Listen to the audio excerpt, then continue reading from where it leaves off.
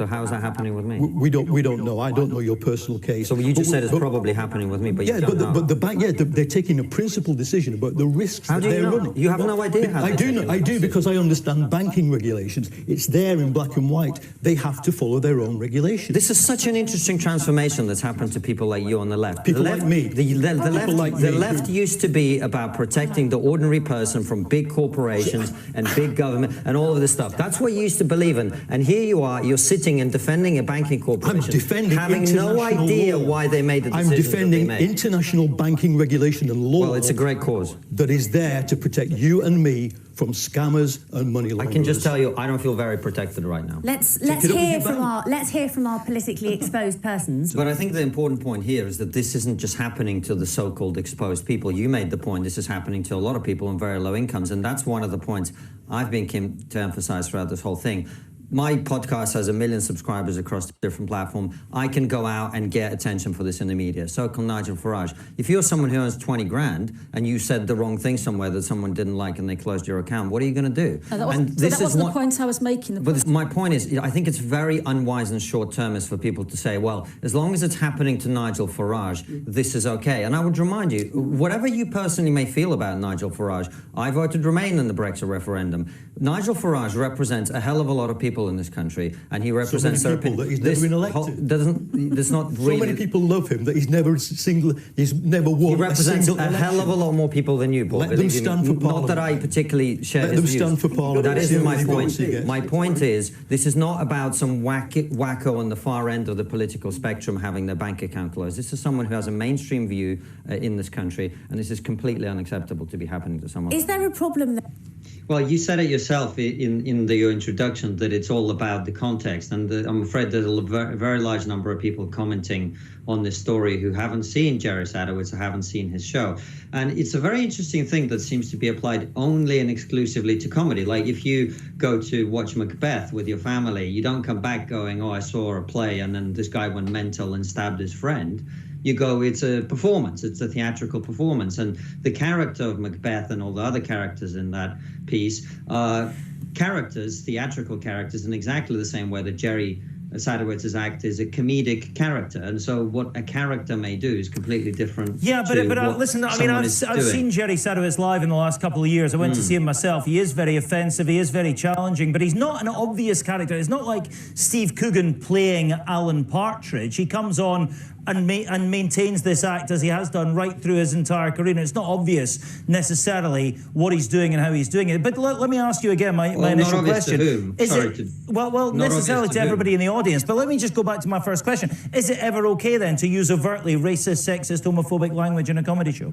Well, as I explained, if there is a character that is doing a performance, then they may be able to do things that a person expressing their opinions may not. This is one of the problems with what the Pleasance has done in this case. Instead of saying we don't like his material, what they actually said, if you go and read the statement, is we do not agree with some of the opinions Jerry Sadowitz expressed, as if a comedy character is the same as a person's opinions.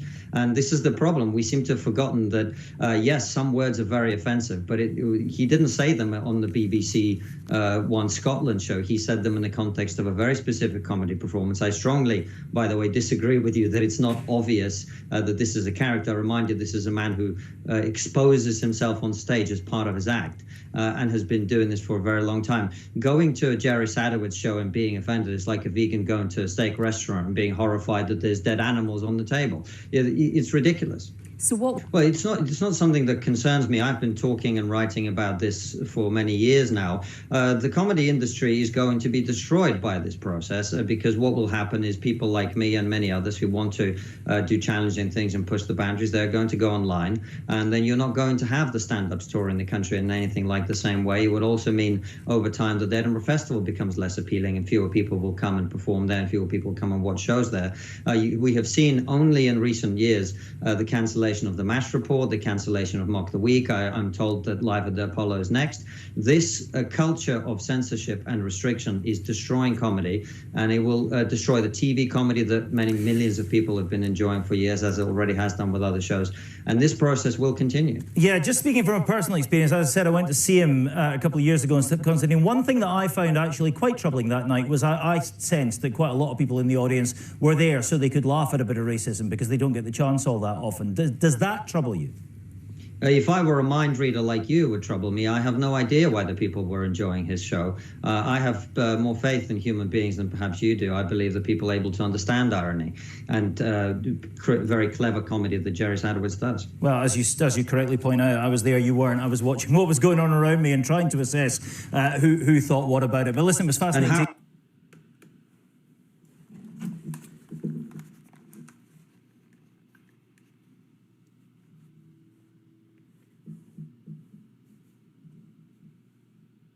Listen, by watching people watching their body language and listening to them around the venue. You can tell what someone thinks. No, I'm not. I'm not saying I knew what they were thinking. I'm just saying it struck me that might have been the case. No, you did say you knew what they were thinking. No, you said exactly that. You said that you knew that. I said I was concerned they might have been. But listen, we are out of time, and it's been fascinating to hear your opinions this evening. Konstantin, thank you very much indeed for being with us this evening. Well, folks, sorry about that. You got to see my big old face in the as it was there, and you saw my expressions as Konstantin just absolutely, basically, bitch slapped this guy from BBC Scotland 1 or whatever studios. You know, this obviously from the way he was asking his questions and the progressive nature of Scotland. And, you know, the things that these guys are, I mean, Scotland, talk about being liberal, progressive. It's amazing. And he just literally triggered this guy, you know, with everything, just like he triggered the guy, you know, with the banking thing. And in terms of that, you know, that guy would just twist it into a pretzel, basically.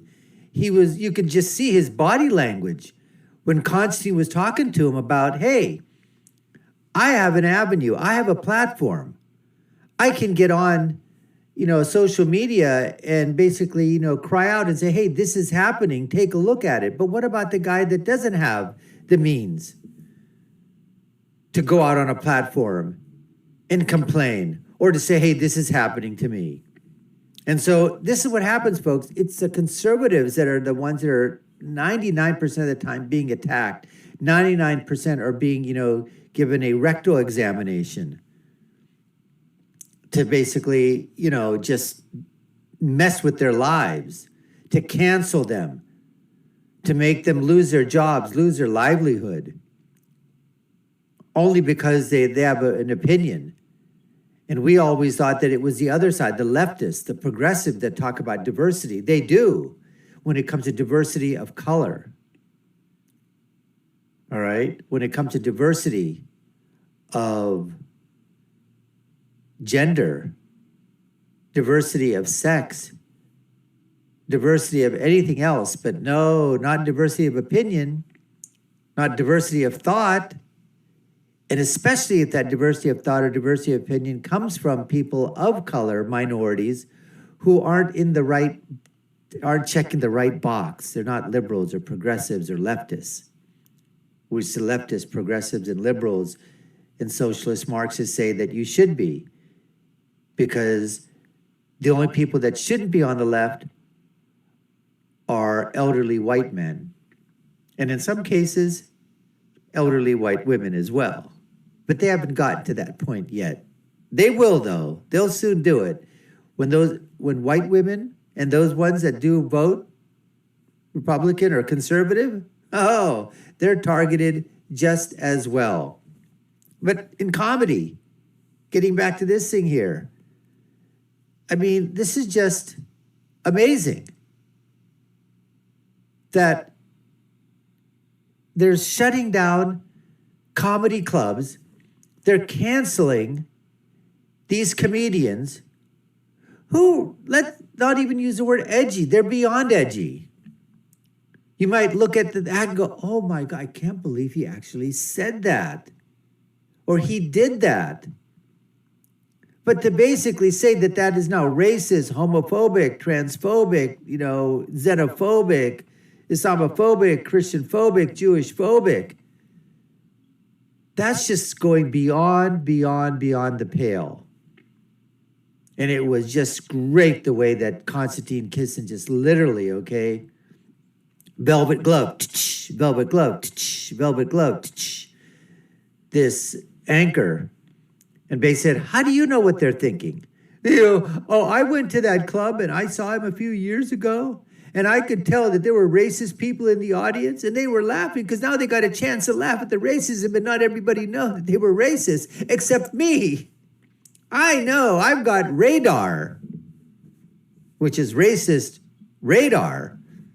Not gaydar, which is gay radar, but radar. That's what this guy is basically trying to say. And the lady next to him, I love her accent. Scotland. Anyways, folks, we appreciate you taking the time to watch. You've been watching the Dr. Nasser Sheikh Show. I've been your host. My name is Dr. Nasser. If you haven't done so already, subscribe to the channel. If you found our content worth watching, let us know in the comments below. What do you think? Are you on the side where comedians should be able to do what they want, push the boundaries, and not be labeled no matter what? Or are you one of those on the left that says, no freedom of expression, no freedom of speech for comedians? They don't deserve that. They shouldn't be said.